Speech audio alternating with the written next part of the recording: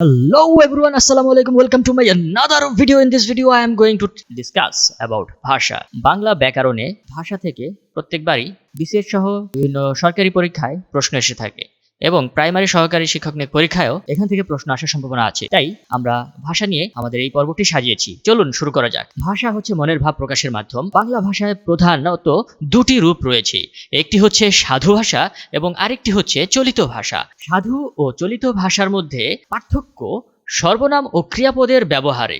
সাধু ভাষার বৈশিষ্ট্য হচ্ছে এটি গুরুগম্ভীর্য একটি ভাষা, তৎসম শব্দবহুল একটি ভাষা এবং বক্তৃতা ও নাটকের সংলাপে অনুপযোগী। অপরদিকে চলিত ভাষার বৈশিষ্ট্য হচ্ছে এটি পরিবর্তনশীলতা, তদ্ভব দেশি শব্দবহুল ব্যাকরণে সুনির্দিষ্ট নিয়ম অনুসারী নয়, বক্তৃতা ও নাটকের সংলাপের উপযোগী ভাষা। এখন আমরা দেখব বিভিন্ন পরীক্ষায় সাধু এবং চলিত ভাষা থেকে আসা বিভিন্ন প্রশ্ন। সাধু ও চলিত ভাষার পার্থক্য: কোন পদে বেশি পরিলক্ষিত হয়? ক্রিয়াপদ ও সর্বনামে সাধু ও চলিত ভাষার পার্থক্য বেশি পরিলক্ষিত হয়। আলালি বা হুতমি ভাষা বলা হয় কোন ভাষাকে? চলিত ভাষাকে আলালি বা হুতমি ভাষা বলা হয়। এখানে একটি তথ্যযোগ রয়েছে।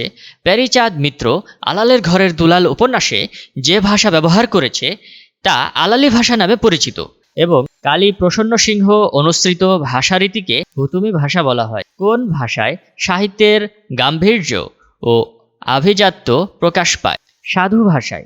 সাধু ভাষা থেকে চলিত ভাষায় লিখতে কোন পদযুগলের পরিবর্তন ঘটে? আমরা সবাই জানি সর্বনাম এবং ক্রিয়াপদের পরিবর্তন ঘটে। সত্যের সহিত মিথ্যার দ্বন্দ্ব রহিয়াছে, এই দ্বন্দ্ব পরিশেষে সত্যিই বিজয়ী হয়। এই উক্তিটি কোন রীতিতে লিখিত? সাধু রীতিতে লিখিত। বাংলাদেশ ছাড়াও কোন জায়গায় মানুষের মুখের ভাষা বাংলা ভাষা? পশ্চিমবঙ্গ ও আসাম। লম্ফ প্রদান করিল এর চলিত রূপ কোনটি? লাফ দিল। পার হইয়া এর চলিত রূপ কোনটি? পেরিয়ে। নাটকের সংলাপ উপযোগী ভাষার রীতি কোনটি? চলিত রীতি। অদ্য শব্দটির ভাষা রীতির উদাহরণ হচ্ছে সাধু। তথ্যযোগ: অদ্য এর চলিত রূপ আজ।